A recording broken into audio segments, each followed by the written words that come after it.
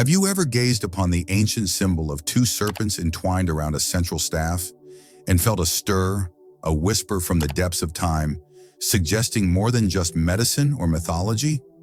What if I told you that this ubiquitous emblem, found in cultures spanning millennia, isn't merely a relic of a bygone era, but a profound key to unlocking the very essence of your being, a secret etched within the double helix of your own DNA? Tonight, we journey into the heart of this enigma, peeling back layers of forgotten knowledge to reveal the secret of the two serpents, DNA and divinity. We will delve into the historical echoes of this potent symbol, tracing its serpentine path through ancient Egypt, mystical India, and the esoteric traditions of the West. We will unravel the scientific marvel that is DNA, not just as a blueprint for biological life, but as a vibrational antenna, a cosmic library. And most importantly, we will explore the audacious proposition that the intertwining serpents are a living metaphor for the ascent of consciousness, the awakening of dormant spiritual faculties encoded within your very genetic material. Prepare to transcend the mundane, to see your own body not as a mere collection of cells, but as a temple, a crucible for the divine. This isn't just history, it's revelation. For eons, humanity has been captivated by the serpent. It coils through our myths, slithers through our sacred texts, and whispers its secrets in forgotten languages. Consider the Caduceus, often mistakenly associated solely with medicine, its two snakes intertwined around a winged staff. This symbol predates Hippocrates by thousands of years, appearing in Sumerian artifacts, Egyptian hieroglyphs, and Vedic scriptures. In ancient Egypt, the uraeus, a stylized cobra, adorned the headdresses of pharaohs, signifying divine authority and spiritual protection. Was this merely a symbol of power, or did it point to a deeper, more profound understanding of life force itself?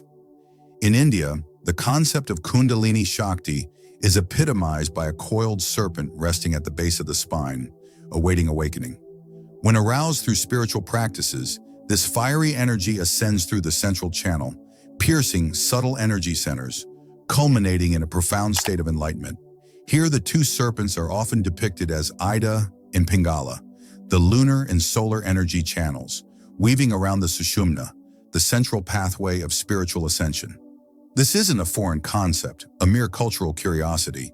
It's an anatomical and energetic map of human potential. Even in Abrahamic traditions, often seen as less overtly mystical, the serpent plays a pivotal, albeit complex role.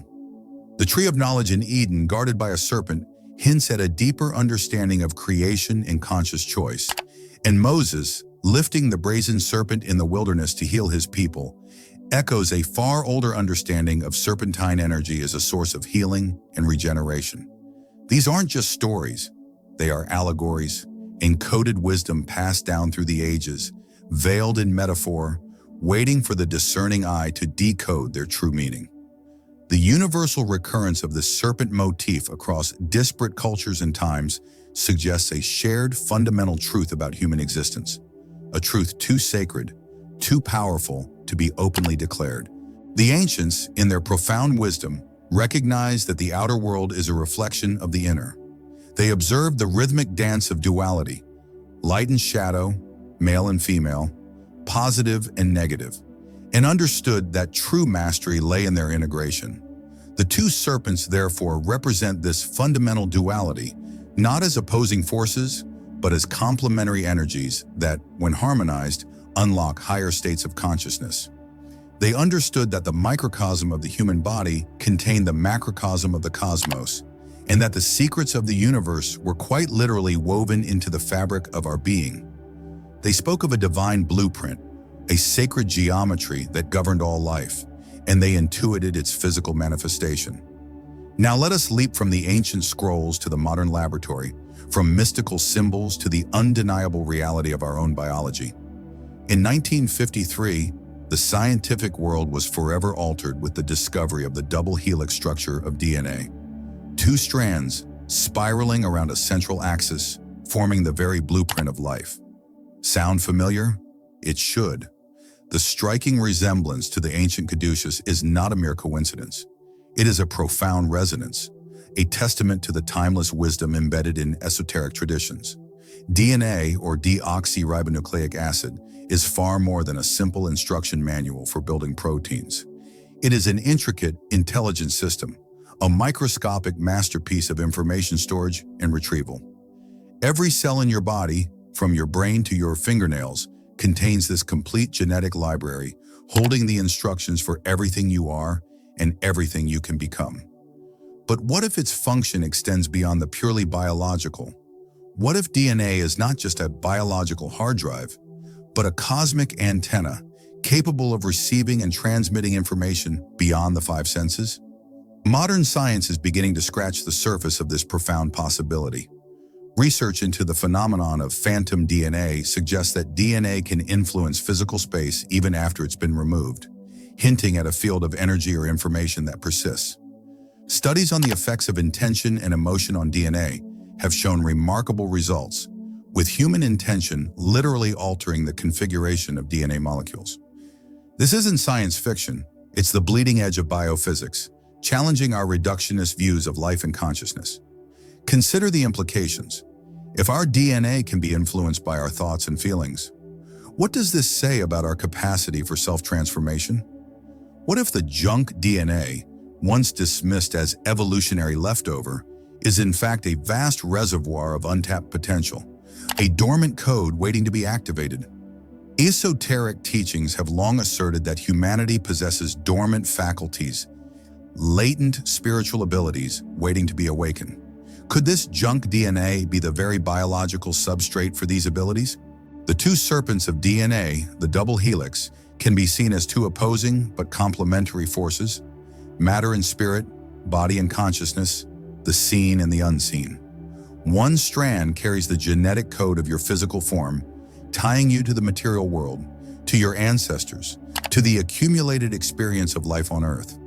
The other strand, often overlooked by conventional science, represents your spiritual lineage, your connection to the divine, the infinite possibilities of your consciousness. When these two strands are vibrating in harmony, when the physical and the spiritual are integrated, true awakening occurs. This is where the concept of divinity enters the equation. If DNA is the blueprint of life, and if it can be influenced by consciousness, then our capacity to shape our own reality, to evolve our consciousness, is literally woven into our genetic fabric. The divine isn't some external entity, a distant deity. It is an inherent potential within you, a spark of the infinite residing in every cell of your being. The two serpents represent the journey of integrating this inner divinity with your human experience, manifesting your highest potential. The ancient alchemists, in their pursuit of the philosopher's stone, weren't just trying to turn lead into gold. They were engaged in a profound spiritual science, a symbolic transformation of the lower self into the higher self. The Caduceus was a prominent symbol in their work, representing the union of opposing forces, sulfur and mercury, sun and moon, to create the perfected being. This alchemical process mirrors the awakening of the two serpents within our own being.